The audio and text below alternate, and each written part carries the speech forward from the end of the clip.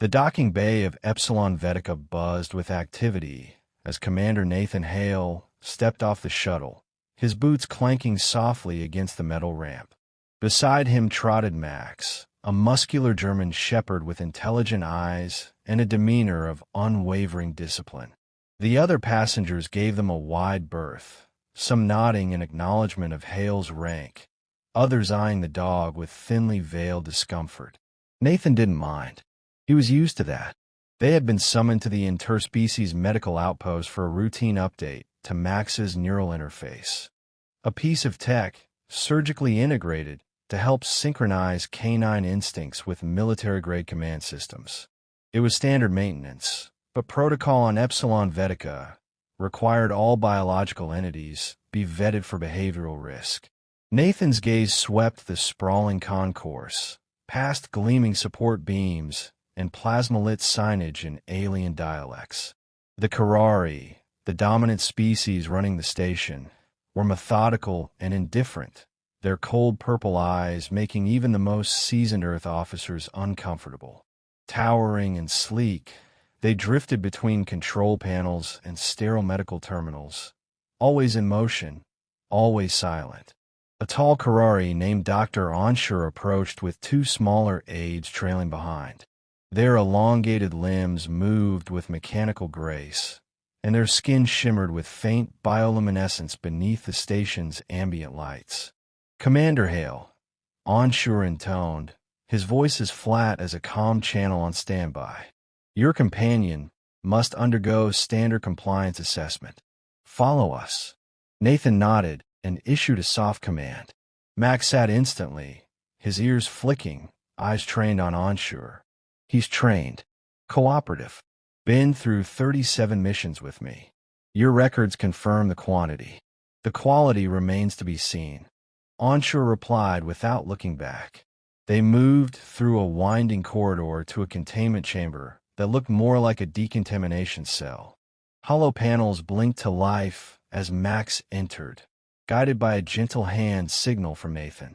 The door hissed shut behind the dog. A panel slid open. From it, a thin rod extended and emitted a high-frequency pulse meant to gauge emotional response and aggression. Max's ears pinned back. He growled once, low and instinctive, then calmed, backing toward the wall. Alarms chirped. "Feral indicator triggered," announced one of the aides. Nathan stiffened. He didn't attack.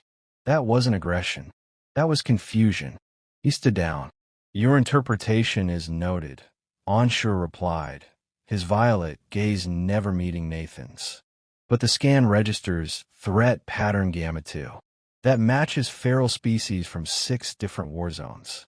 You're comparing him to scavengers and berserkers. That's not science. That's bias. This facility operates on precaution, not sentiment. Your companion is classified a Category 3 threat and will be isolated until further review." The chamber shifted. Max was slowly lowered beneath the floor in a sealed containment capsule. He didn't bark or resist. He looked at Nathan, calm but questioning. "I'll get you out," Nathan said under his breath. Back in the observation room, Nathan stood stiffly as Onshur keyed data into a terminal. "You made a part now. Return transport is available within the hour." Nathan didn't move. "No, I'm staying until Max is released. He's not a threat. He's a soldier. He's my partner." The alien doctor's fingers paused above the console. "Emotional proximity impairs judgment. We are not unfamiliar with your species' irrational bonds." "They're not irrational," Nathan said. "They're earned. He saved more lives than most of your technicians. Probably yours too if you ever left this ivory cage." Onshur tilted his head slightly, the Karari equivalent of mild disapproval. "Should you refuse departure, your presence will be confined to Level 12. You will not interfere with the investigation." Nathan turned on his heel without responding, fists clenched at his sides. Level 12 was little more than a storage ring retrofitted with living quarters for transient personnel. The walls smelled faintly of ozone and detergent. Nathan sat heavily on the bunk, tugging his interface pad from his pack. He accessed the central network, combing through veterinary protocols, cross-species behavioral classifications, and legal appendices. The more he read, the more it felt like watching someone misinterpret a language he spoke fluently. The Karari systems parsed Max's growl as an act of escalation, not what it truly was: communication, restraint, trust. A message alert pinged. Lieutenant Carroll, a Martian-born liaison stationed on the upper decks, had heard about the incident. Her message was brief. I warned them he was a service partner, not a pet. They don't listen. Be careful, Nathan. He rubbed his temples. They had faced worse than bureaucratic arrogance before, but this time it felt personal. Because Max wasn't just a partner. He was the only constant in Nathan's life since the siege of Trine 4, the one presence that remained steady through the noise of war and loss. Sleep didn't come easily. Dreams flickered behind his eyes, explosions, screams, then Max's body, shielding his from shrapnel. The soft thump of paws at his side. When he awoke, he was already forming a plan. By midday, he stood outside a secured terminal used by Karari behavioral analysts. A civilian admin, a soft-spoken Ivorian with translucent skin, paused at the sight of him. I just need a moment. You do not have access, the Ivorian said. Nathan leaned in, voice calm. I've seen Max drag a child out of a burning atmosphere pod. If your protocols can't distinguish him from a wild predator, then your science is broken. I'm not here to sabotage you. I just want to review. The Ivorian hesitated, then stepped aside. 5 minutes. Nothing traced. The data was buried under layers of internal security, but Nathan found a classification matrix. Thousands of entries, most derived from non-human species, creatures with instincts wholly unlike dogs. One protocol in particular caught his eye: cognitive threat factor 3C. Vocal resistance equals immediate aggression label. Max's growl had been recorded and interpreted by an algorithm built without understanding the nuance of Earth-based mammalian cues. There was no filter for domesticated canine patterns. No adjustment for command-based restraint. Nathan downloaded the relevant portions and backed out clean. Back in his quarters, he pulled up Max's training footage. Obstacle courses, stealth infiltration drills, calming panicked civilians, even a therapy session with a grieving officer. Each clip was time-stamped, signed by human and allied species alike. He attached them to an official appeal packet, citing galactic law codes on sapient-adjacent service animals. He filed it under emergency petition. Hours later, the reply came. Appeal granted. Tribunal scheduled. 0900 standard. Witness testimony optional. Defense submission mandatory. Nathan let out a breath he hadn't realized he was holding. It wasn't over. Not yet. Max's eyes, captured in that last frame before the floor closed beneath him, stayed with Nathan as he powered down the terminal. He wasn't just fighting for his partner. He was fighting to remind the galaxy what loyalty looked like, even if it didn't come with words. Tomorrow, they'd see the difference between a beast and a good boy, and they would never forget it. The tribunal chamber loomed ahead, but Nathan's thoughts lingered on the past. Waiting for the hearing meant time.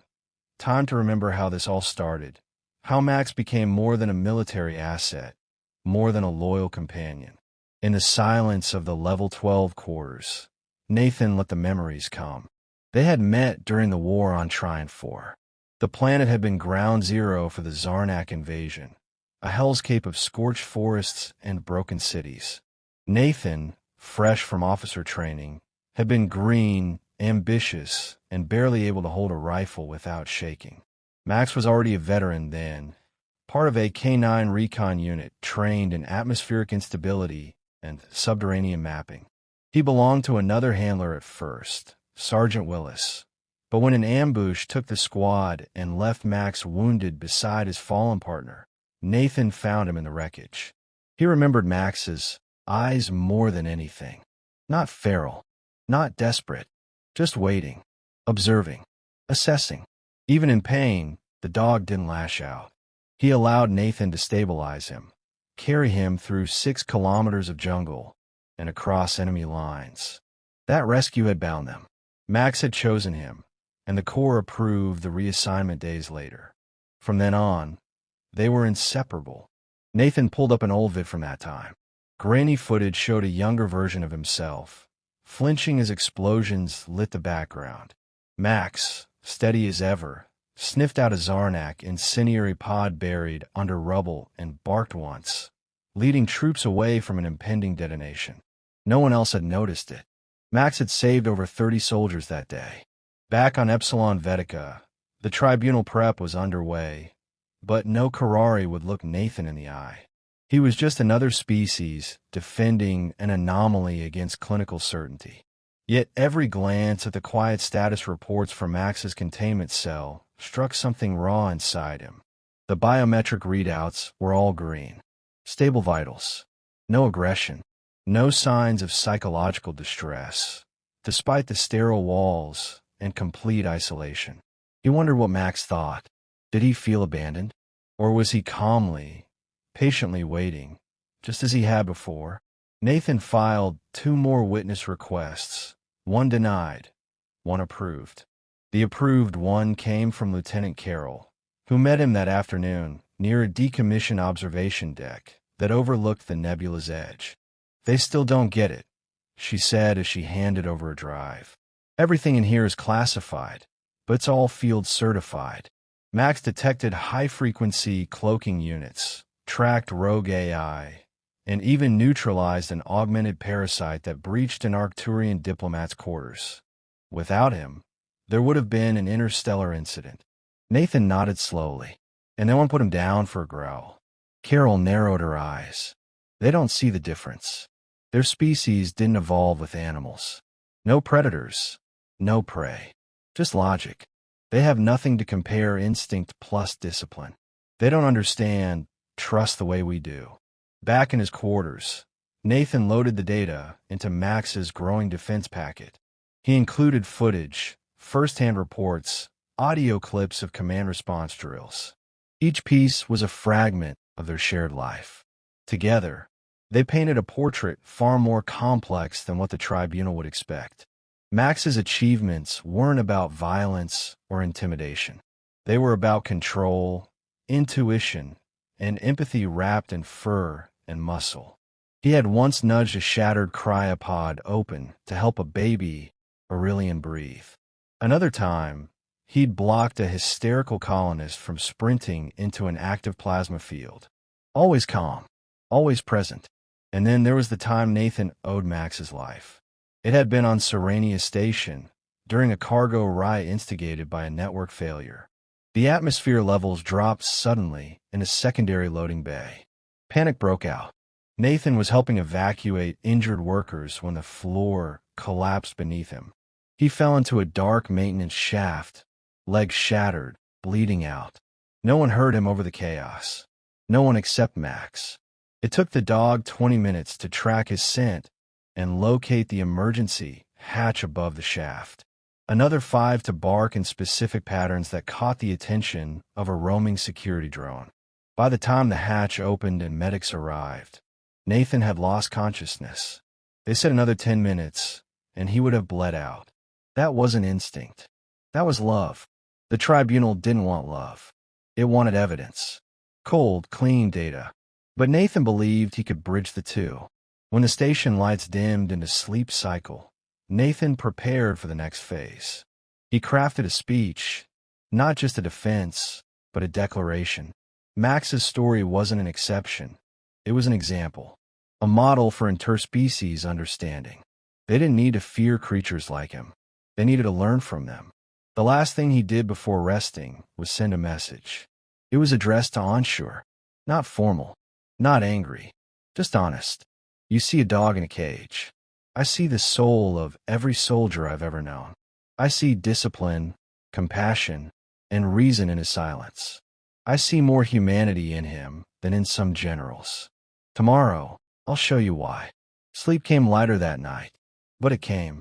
At precisely 0800, Nathan stood outside the tribunal chamber. Behind the double-layered glass, diplomats, scientists, and analysts from over 40 species had gathered. The Carrari were the majority, of course, their long silhouettes seated in cold rows. But others had come too. An Uxury biologist who once witnessed Max detect a viral leak in their containment wing. A Sorthian civilian who claimed Max calmed her newborn during atmospheric turbulence. Max had touched lives across boundaries. Nathan just had to remind them. A chime rang out. The tribunal doors opened. It was time. The tribunal chamber pulsed with quiet intensity. Voices murmured in polyphonic dialects, each one layered beneath the low hum of the chamber's climate control. Nathan stood behind a narrow podium, facing the central judgment table, a semicircle of raised thrones adorned with holographic nameplates. Onshore sat at the center, flanked by 2 senior Carrari and an assortment of adjudicators from allied species. Overhead, a floating emitter began recording.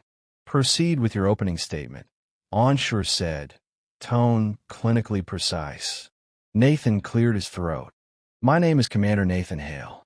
I am an Earthborn tactical officer, served in 12 interstellar campaigns, decorated for civil protection and combat initiative. My companion, the subject of this review, is Max designation, canine, Earth origin, tactical service classification, neural enhanced." The room remained still. Max has operated in over 3 dozen high-threat scenarios without breach of protocol or sign of instability. The behavioral alarm that triggered his isolation here was based on flawed interpretation protocols, algorithms not designed to account for Earth canine behavioral nuance. What you read as aggression was instinctual restraint, a ripple of movement among the adjudicators. A Phreakian delegate, with shimmering feathers folded tight, raised a gnarled hand. "Commander, are you suggesting the Carrari protocols are insufficient for classifying Earth species?" Nathan met the alien's gaze. "I'm saying they were never built for service-trained mammals. The data doesn't lie, but your framework to interpret does." Onshore gestured. "Submit your first evidence." Nathan keyed his pad. The chamber lights dimmed as a hologram sprang to life in the center of the room. It depicted Max in a simulated training course, navigating fire-blasted corridors, responding instantly to voice commands, even positioning himself between a simulated explosive and a cluster of holographic civilians. "This sequence," Nathan narrated, "shows Max operating under stress conditions similar to the incident on this station. Note his reaction to unpredictable stimuli. Not aggression. Assessment. Controlled action." Another feed followed, a medical log from the Arcturian diplomat case. The audience listened as a translated voice described Max finding the parasite that no scanning equipment could detect. "That was not luck," Nathan said. "That was cognition and loyalty applied in service." A pause. "Show them the warning logs," Carol whispered from the spectator gallery. Nathan nodded.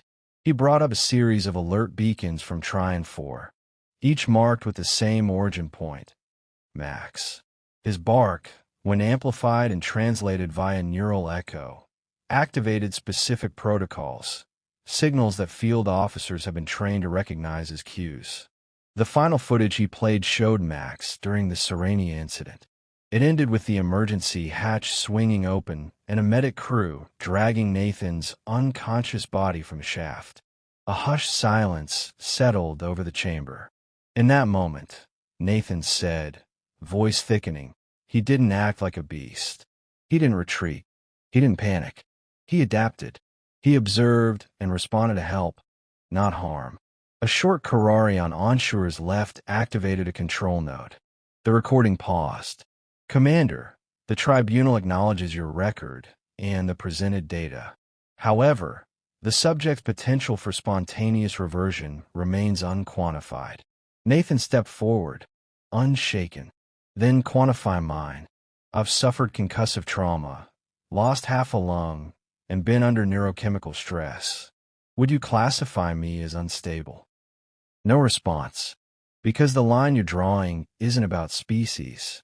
It's about trust, about what forms of loyalty you're willing to recognize as valid. Ensure leaned forward. You speak of loyalty as though it were measurable. Maybe it isn't, but impact is. Nathan gestured to the room. Ask the Sorthian diplomat whose baby Max calmed. Ask the cryo-rescue team who found survivors because Max wouldn't stop digging. Ask me, the man still alive because that feral beast never gave up. The chamber dimmed again, this time unprompted. A new feed activated. It was a biometric overlay from Max's containment unit. Vitals displayed calm respiration, steady pulse, and 0 indicators of stress. He has been in isolation for 72 hours. A neutral voice announced over the speakers. No anomalies. No aggressive movement. No auditory threats. Carol rose from her seat in the gallery. With permission, I'd like to provide supplementary testimony. Ensure gestured slightly. Granted. Carol stepped down, her uniform crisp but understated. Max served on my team for 2 rotations. His sensory capacity extended beyond standard scans. He identified a neurotoxin leak that nearly killed a transport crew. He recognized behavioral distress in personnel and responded in kind. He comforted them. And if that sounds sentimental to this tribunal, I challenge you to show me a machine or officer who could have done better. Nathan watched her, silent gratitude rising in his chest. As she stepped back, the chamber fell into deliberation silence. Only the low clicks of data tablets echoed as the adjudicators processed the testimony and cross-referenced the feeds. Nathan remained motionless, hands clasped behind his back, eyes forward. Minutes passed, or maybe an hour. Time had twisted into something abstract.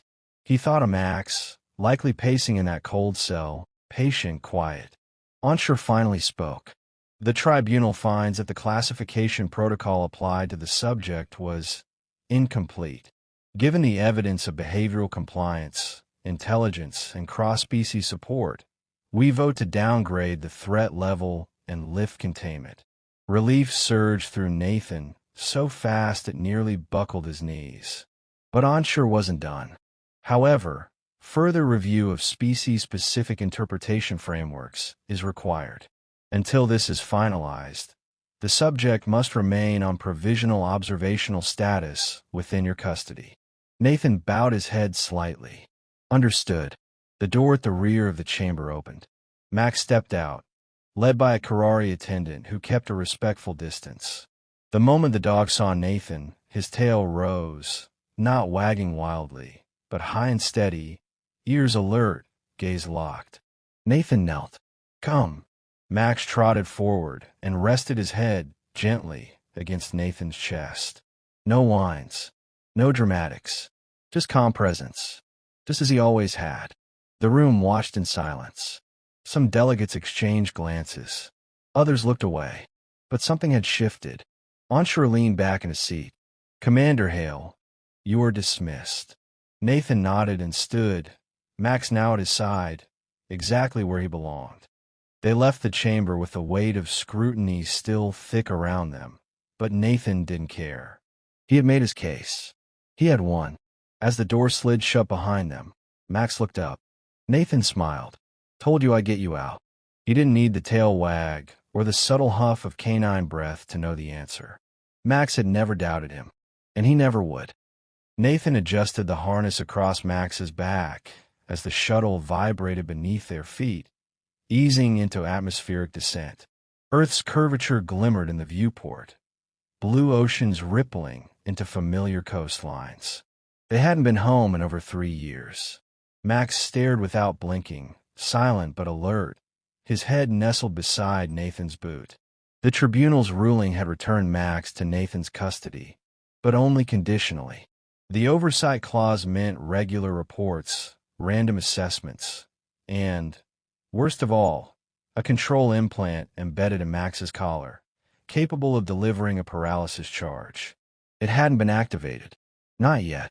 But its presence hung like a shadow over every quiet moment. Still, Nathan had agreed. He would have agreed to anything to get Max out. As the shuttle touched down on the perimeter of Camp Aldrin, the doors hissed open. Military-grade bots lined the landing pad. Nearby, a tall, square-shouldered man waited, hands behind his back. Admiral Kessler. Nathan saluted. Sir. Kessler nodded once, eyes scanning Max. He looks good. Better than the rumors. He's fine, Nathan replied, tone neutral. Kept his conditioning. Memory sharp. No regression. Kessler led them through the hangar. We've been watching. Tribunal footage circulated through internal networks. You and that dog, sorry that asset, turn a lot of heads. Max's ears flicked at the word. Asset. Nathan let it go. For now. Inside the operations center, screens glowed with threat assessments, weather anomalies, and diplomatic statuses across 6 quadrants. Kessler gestured toward a briefing room. We've got a situation, he said. Not classified, but definitely unusual. Station Echo. 9 on Europa went dark 3 days ago. No distress call, no damage signatures. Just vanished. And you think it wasn't a systems failure? It wasn't, Kessler said flatly. We sent a drone.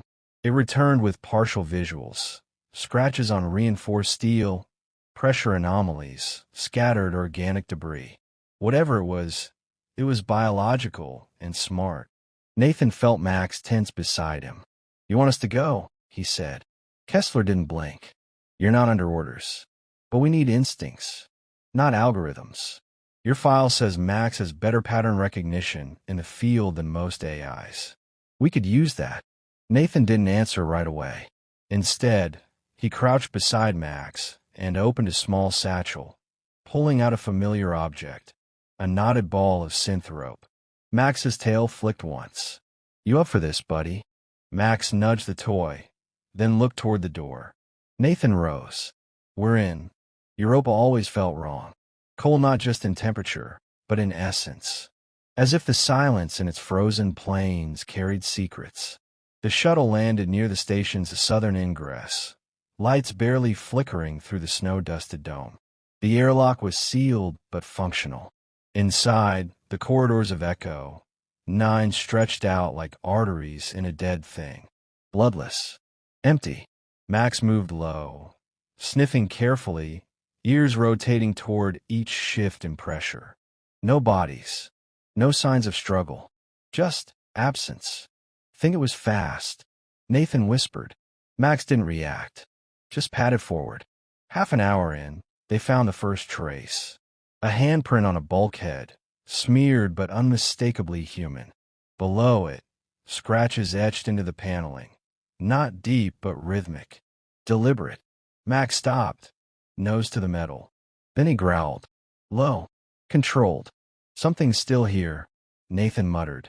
Further in, they reached the central control core. Terminals blinked erratically. Nathan initiated a local scan, linking into the log files. A single recorded message survived. If you're hearing this, do not stay. It learns. It mimics patterns. It smells fear. Nathan froze.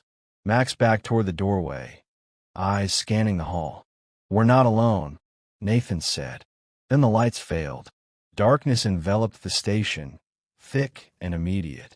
Nathan switched to infrared, but the signal glitched. Max was already pressed close to his leg, silent. A noise. Scratching. Not claws, but tools. Metal tapping metal. They moved, slow and quiet, retracing their steps. Max took point, every muscle taut. At the airlock, Nathan accessed the manual override. The system hesitated, locked in recursive protocol. Then a voice echoed through the corridor. Nathan, come back. It was Nathan's voice. Max growled. Louder this time. Another voice, deeper. Carol's. We need you. He's lost. Max's growl turned into a sharp bark. Nathan stared at the shadows forming at the corridor's end. Amorphous, fluid, trying to anchor shape to mimicry. It wasn't learning them. It was testing them. Adapting. He keyed the emergency beacon. Max, fallback. They moved fast, cutting through the engineering deck and out toward a secondary port. The creature, if it could be called that, followed but stayed just out of range, mocking them with echoes, copies, half-formed sound. Finally, the emergency dock opened, and Nathan shoved the signal relay into the beacon. It screeched, blinding the creature with pulses of sound and artificial pheromones. Max barked once, a warning, then leapt onto the creature as it lunged. Nathan fired the relay pulse. Light exploded in the corridor. When it faded, the mimic was gone. Max limped back, singed but intact. Nathan grabbed him, checked him, held his face close. "You idiot," he whispered. "You brave, stubborn, perfect idiot." 2 days later, Earth Command confirmed the creature's DNA didn't match any known genome. A new threat, a new lesson. Max had been the first to sense it. Back at Camp Aldrin, Nathan stood in front of the tribunal liaison. Onshore appeared via secure channel. "We reviewed the Europa footage," the Karari said. "We underestimated the threat. And perhaps your companion." "He's not just a companion," Nathan said. "He's a better soldier than most of us." Onshore studied him. "The implant will be deactivated." Nathan nodded, relief like a wave. That night, he and Max sat outside the barracks under a human sky. Real stars, not station projections. Crickets chirped. The wind smelled like grass. Max lay beside him, muzzle resting on his boot. "You did good," Nathan murmured. "They're starting to understand." Max made no sound. "Just watch the stars." Nathan smiled. "Maybe next time, they'll call you veteran instead of beast." And beside him, Max watched the sky as if he understood every word.